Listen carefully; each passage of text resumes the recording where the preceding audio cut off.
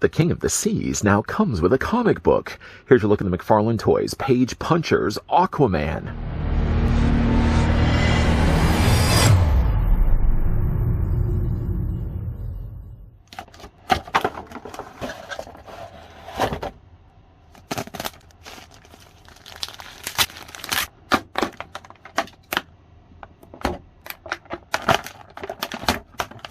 Half-human, half-Atlantean, Arthur Curry is Aquaman, the King of Atlantis and defender of the Earth's vast oceans.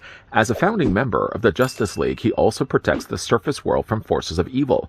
Aquaman's Atlantean physiology allows him to breathe underwater, swim at incredible speeds, and super strength to withstand the depths of the ocean. Before this guy starts having friendly conversations with fishes, let's go ahead and grab the tape measure and see how tall Aquaman stands. We'll also, of course, look at the comic book that he comes included with as well, and you never know, I might also bring in a couple of figures for comparisons. Aquaman, though, in the meantime, stands about 7¼ inches in height, or the figure's 18 centimeters tall. And for some friendly figure comparisons, I want to bring in obviously an Aquaman, and the one that I already have in my collection seems quite surprisingly smaller than the newer one that we get from the Page Punchers line. This happens to be the Aquaman for the Justice League Endless Winter. But a figure that's a little bit more in line with Aquaman, one that I wanted to bring in that was a little bigger and bulkier. Here's also what he looks like with this version of Batman. I may have already mentioned the fact that the figure comes included with a comic book, so why don't we have a look at that first. The figure in this case comes included with Aquaman #1. Decent illustration on the front, but I gotta say, like, the artwork handles a lot better on the inside of it. We also get some teases as to future figures that we will be looking at here on this channel. Like, for example, there's Black Manta. You may be able to spot the big, large eyes in the shadows.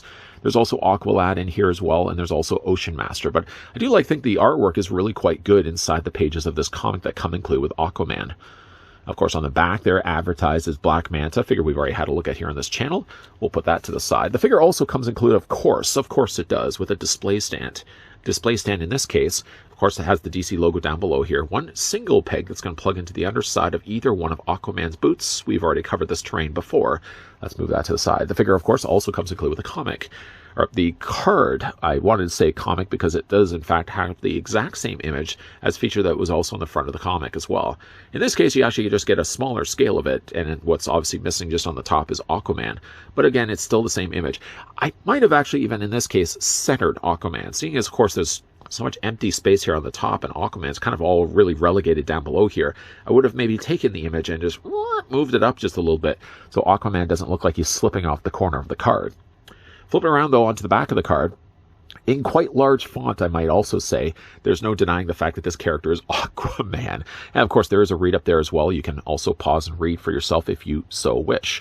The figure also comes included with quite a large trident. I'm just going to put this next to the figure so you can actually gauge just how big this is. And even if for proper gauging, I can also bring in, look at this mangled state of a trident. I actually had this trident inside of a baggie because I didn't actually have the long winter, the endless winter Aquaman on display. I had put him away for a bit. And unfortunately, the trident got a little bit damaged in the process. But you can kind of see just how big the trident is now, released here with the Page Punchers version of Aquaman. It is, well, quite a bit bigger. I do like the sizing of this. It's got some really nice detailing to it. The only downside to it is it's a very thick accessory once again. And he only has one hand to really hold the accessory. So I did, in fact, in preparation to this review, I heated the hand in hot water.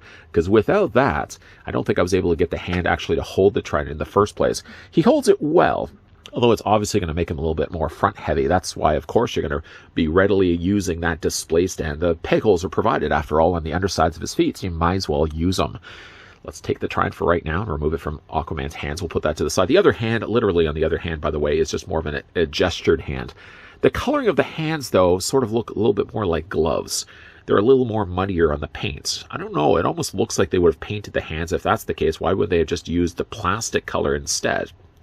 Speaking of colors, one thing about Aquaman, though, is while I think it's an okay head sculpt, I think it's actually the paintwork is much better handled than the Endless Winter Aquaman we got before, which was very pale of a figure.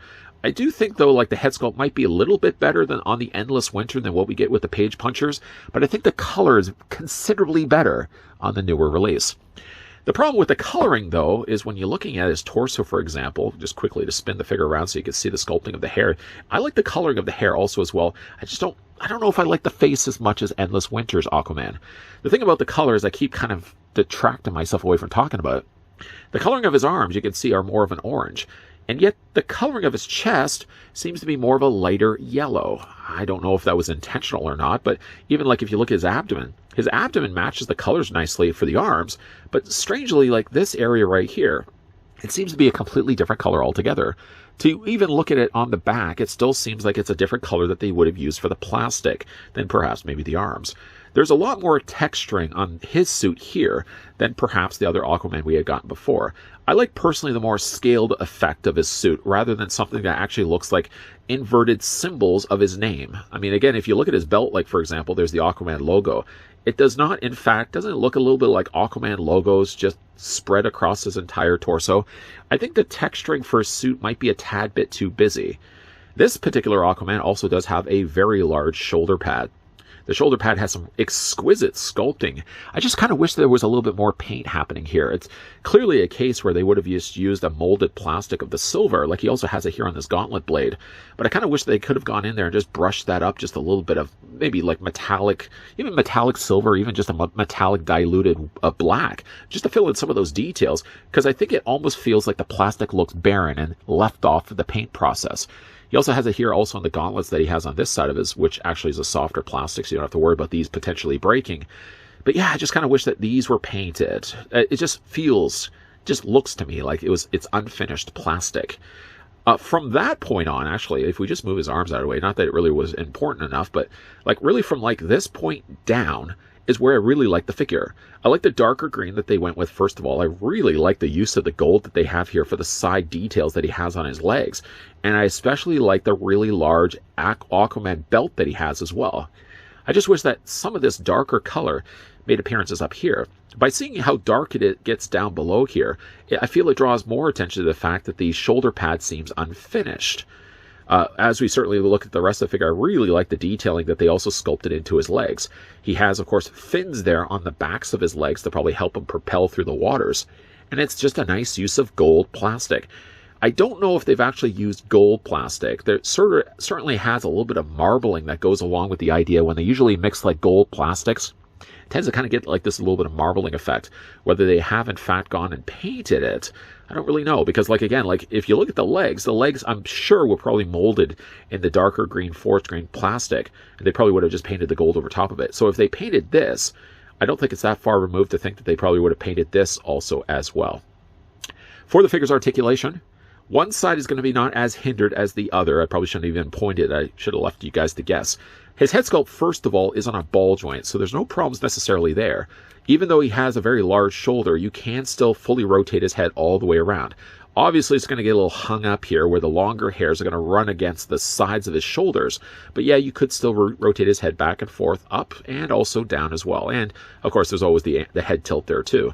Now, while this shoulder is still freely able to move all the way around, you can also hinge the arm up to get a 90-degree angle bend. The same, unfortunately, can't be said for this side, for the obvious reasons that he has a large shoulder here. It's softer plastic, sure, and you can get almost 90 degrees for the arm, but like right here, it starts to hit resistance, and I hate for this to start to stress and rip the plastic. You can take the arm and move forward, sure, you can also move the arm back. The figure has swivels in his biceps. The figure also possesses a double hinge on the elbow, and the hands do rotate all the way around. The upper torso, despite having this strap of plastic across it, does not seem to limit any of the articulation for Aquaman. Not only can you move it up and down this way, and of course all the things in between, but he also has a secondary ball joint at the base of the abdomen. You can also do the same there as well. Legs seem to be once again on ratcheted joints, but by the nature of the sculpting, I can't move them any further past this point. And it may have also something to do with the fact that he has the detailing on the side of his leg that right away sort of hits the resistance here. You can take the legs and move forward. You can move them back. There's a swivel, of course, by the way it's been assembled at the top of the thigh. The figure has a double hinge on the knee. And then he has still this same articulation counting here in the ankles. Not only can you move them up and down this way, you can rock them back and forth. And the figure does also have toe articulation there as well. Like, Aquaman is he's a strange design figure because there's aspects of him I really like, and then there's aspects of him I'm not as interested in. Like, for example, I think the head sculpt is good. I think the paint is better than the head sculpt provided. For example, like, let's just get this guy to stand here for a second. I think Aquaman here, can I get him to stand? I certainly hope so. If you can get this guy to stand, let's just get, got him? Almost. You know what? We got ourselves a display stand. I just finished talking about this after all. Get the feet attached onto the display stand peg. And still, and still. There we go. Okay. As I was certainly saying, this Aquaman, there's things I like about it, and then there's things I don't like about it. Why is this guy not standing all of a sudden? He was standing fine before. There we go. Okay. As I was certainly saying before I interrupted myself by not being able to get this guy to stand. As I was saying, though, there's things I really like about this figure, but I think a lot of it is like from the waist down. Like the darker, richer colors that they've used to the grain. I really like the use of metallic gold. But I feel like it almost draws more attention to the fact that the shoulder pad, and then of course the gauntlets that he has on either sides of his forearms, feel unfinished. There's a strange sort of texturing that they've put into the top of his torso. I don't even feel like, well, we're even looking at the trading card, for example, I don't think he has as much texturing to the torso armor like he has, for example, in the comic. He seems to have a lot more busyness when it comes to his torso. His arms aren't the same color as his middle torso, and while again bringing back in the Endless Winter Aquaman, who hopefully we can get this guy to stand, I feel again like I like the head sculpt more on Endless Winter Aquaman, but I like the coloring more on the newer Aquaman, if that makes any sense. All in all, it's still a good-looking Aquaman, but I feel like there's just changes that they've made to it that make me don't love him. I only simply like him. If you were wondering, though, why I was having such a tough time getting Aquaman to stand at the end of that review, I think a lot of it can be chalked up to the fact that, on my figure at least, on mine, he seems to have a little bit looser of an ankle, specifically the one that attaches onto the display stand peg. It's one of those cases, if you happen to have loose ankles on any one of your DC Multiverse figures, you probably already know what I'm going to be talking about. When you get loose ankles like that, simply because they're swivel hinges, if you have the swivel hinge leaning too far forward, then of course the figure is going to topple forward. If you try to angle the ankle back, then it gets too loose and the figure falls backwards. So I have to probably get myself a little bit of floor polish or something to stiffen up the joint so that my Aquaman isn't going to take a tumble like he was kind of due in the end of that video. I've got the figure here displayed, and still to look at this, there's things, again, I like about the figure, and then there's other things I think need improvement. From, like, again, the waist down, I like the darker colors that they've used for the green, and the gold looks fantastic on him. But I feel it then it draws more attention to the fact that things like his shoulders, and then, of course, the gauntlets that he has on his arms, then look more unfinished. I would think I would want to have gone in there and maybe touched it up with a little bit of silver paint. They unfortunately didn't do that. I would have maybe liked to have gone in there and maybe touched it up with a little bit of like darker colors just to add some contrasting, make some of the details that they put so much time in the first place to sculpt in the shoulder pad. Just adds a little bit of contrasting paint to make those pop. And unfortunately, they didn't do that. So while still looking at Aquaman, there's things, again, I like about him, but there's things I still feel like there's room for improvement. What do you guys think of Page Puncher's Aquaman? Have you had the chance to pick up this figure for yourself? And all in all, what do you guys think of the figure down below? One of the reasons also why I'm a little behind in getting this set is I've been looking around. I've been trying to find a good price for the set as a whole. Honestly, the main reason why I wanted to get this Page Puncher's Wave was primarily for Black Manta. I do like the look of the Aquaman. Aqualad looks fantastic as well, and I do like the look of Ocean Master, but primarily, the real reason why I wanted to get this set in the first place, if I had the chance to choose one figure out of the four, it would have been Black Manta, which happens to also be the next figure that we're going to be looking at from this wave. But yes, backtracking a bit here, what do you guys think of Aquaman? Let me know your thoughts down below in the comments section. Also as well, if you guys enjoyed this video, why don't you hit with a like? If you guys are loving the content you guys are seeing, and you certainly do want to stick around for the rest of the Page Puncher's Wave for Aquaman, make sure, of course, if you haven't already done so, that you hit that subscribe button down below, and that you're also turning on the bell notification. Of course, as always, guys, thanks for watching. See you guys next time.